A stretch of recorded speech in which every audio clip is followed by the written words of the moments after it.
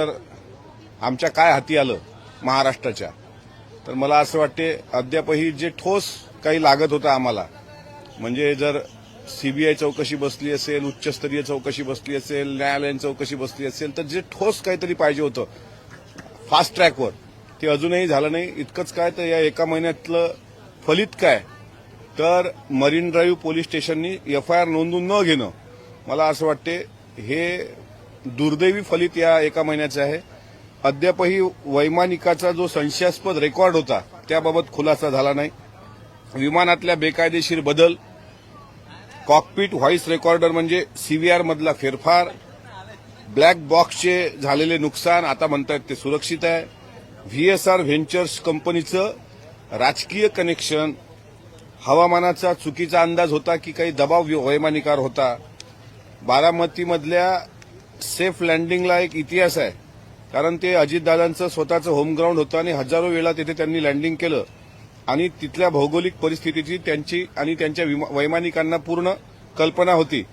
मग शेवटच्या क्षणी प्रवासाचे साधन बदलणे असेल, ऑपरेटर कंपनीची संशयास्पद भूमिका असेल आणि याला तांत्रिक पुराव्यांशी काही छेडछाड झालेली आहे का, काही घातपात झालेला आहे का, किंवा अशा प्रकारचं कोणी विमानात ठेवला गेला होता का, पोलीस तपासाऐवजी सीबीआयकडे धाव घेण्यामागची नेमकी कारणं काय, एटीसी सोबतचा तुटलेला कॉन्टॅक्ट, इंजिनमधले झालेले स्फोट, व्हीआयपी प्रोटोकॉलचं उल्लंघन, डिजिटल फुटप्रिंट आणि सीसीटीव्ही, गुप्तचर यंत्रणांचे अपयश, फॉरेन्सिक रिपोर्ट जे आहेत, high speed impact, international crash याची संदिग्धता, रडारवरून विमान गायब होणे आणि बॅगेतील महत्वाचे दस्तऐवज, हे असे अनेक प्रश्न आहेत की ज्यात अजूनही ते कोडं उलगडलेलं नाही. म्हणून महाराष्ट्र या विमान दुर्घटनेवर घातपाताचा संशय व्यक्त करतोय आणि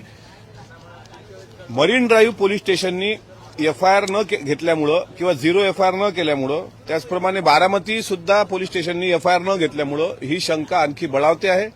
आणि म्हणून एका महिन्यात अजितदादांसारख्या इतक्या मोठ्या नेत्याच्या विमानाच्या दुर्दैवी अपघातानंतर महाराष्ट्राच्या हाती काय आलं, तर शंकेचं काहूर. अजूनही साहिल मदन, यश, सुमित कपूर हे तिघही कुठे आहेत? कालपर्यंत मी दोघांची नावं घेत होतो, आज मी तिसरा नाव घेतोय, सुमित कपूर.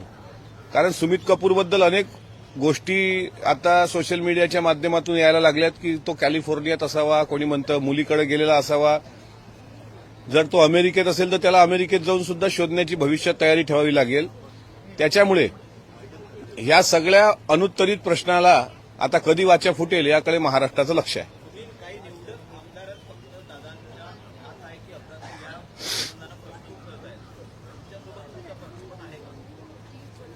नाही, पक्षाची सुरुवातपासून भूमिका आहे की अजितदादांच्या मृत्यूची सखोल चौकशी झाली पाहिजे. काल स्वतः काही दिवसांपूर्वी आमच्या पक्षाच्या नेत्या, राष्ट्रीय अध्यक्षा आणि उपमुख्यमंत्री सुनेत्रा वहिनी ह्या मुख्यमंत्र्यांना भेटल्या. त्यांनी सुद्धा सीबीआय चौकशीची मागणी केली. आता त्यांनी मागणी केली, त्यांच्यासोबत शिष्टमंडळ पण होतं, मग याचा अर्थ सर्व पक्षांनीच मागणी केली. स्वतः जय पवार यांनी सुद्धा ब्लॅक बॉक्स संदर्भात ट्विट केलं होतं. त्यामुळे सर्व पक्षाची मागणी ही आहेच. फक्त पत्रकारांसोबत मी जरा मोकळा संवाद साधतो, इतर आमदार मोकळा संवाद साधत नसतील असं मला वाटतं. विलिनीकरणासंदर्भात एक चर्चा समोर येते आहे. एका बड्या नेत्यांनी सांगितलं की हिवाळी अधिवेशनादरम्यान अजित पवारांनी त्यांना चिठ्ठी पाठवली आणि भेटायला आहे असं सांगण्यात आलं आणि तेव्हापासून या विलिनीकरणाच्या चर्चांना सुरुवात झाली. खरंच विलिनीकरण होणार होतं का? कारण आता राष्ट्रवादीकडून शरदचंद्र पवार पक्षाकडून प्रतिक्रिया देते की आम्हाला त्यांच्याकडून ऑफर आली होती की या आपण एकत्रित येऊया. असा विलिनीकरणाच्या चर्चेच्या कुठल्याही म्हणजे चर्चेमध्ये, मीटिंगमध्ये मी सहभागी नव्हतो. मी काय पार्लमेंटरी बोर्डचा सदस्य नाहीये. विलिनीकरणाच्या बाबतीत निर्णय घेण्याचा अंतिम अधिकार हा आदरणीय अजितदादांचा होता आणि अजितदादांनी जो निर्णय घेतला असता त्या निर्णयाला आम्ही सर्वांनी एकमतानं होकार दिला असता. त्यामुळे मी त्या पूर्ण घडामोडीमध्ये नव्हतो. त्यामुळे कुठल्या बड्या नेत्यांनी कशी चिठ्ठी दिली याबद्दल मला माहिती नाही.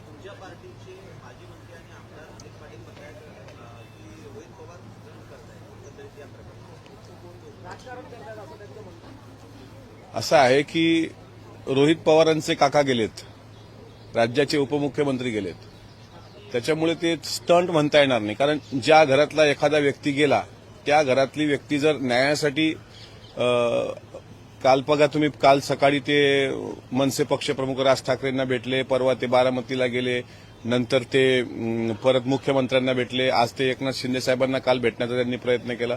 म्हणजे त्यांची ती धडपड आहे की व्हीएसआर व्हेंचरवर एफआयआर का होत नाही, डीजीसीवर एफआयआर का होत नाही, तर याला स्टंटबाजी कशी म्हणता येईल.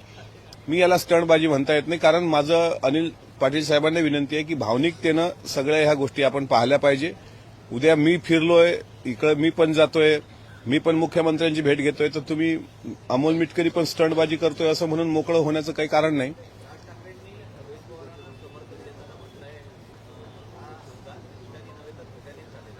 बरोबर आहे. पहिल्या दिवशी आम्ही पण म्हटलं होतं की तिथं धुकं होतं की धोका होता. त्याच्यामुळे आज महाराष्ट्राच्या मराठी माणसाचा स्वाभिमान असलेल्या अजितदादांच्या संदर्भात मराठी माणूस म्हणून जो कोणी पुढे येत असेल, जो कोणी त्या गोष्टीला समर्थन देत असेल, त्या गोष्टीचं नक्की स्वागत केलं पाहिजे. त्यांनी त्या विषयाचं गांभीर्य ओळखलं आणि शेवटी ती व्यक्ती लहान नाहीये. त्यांनी त्या विषयाचं गांभीर्य ओळखलं आणि त्यांनी जर पोलिसांवर ताशेरे ओढले असतील तर ही गोष्ट फार संवेदनशील आहे आणि ती महत्वाची पण आहे.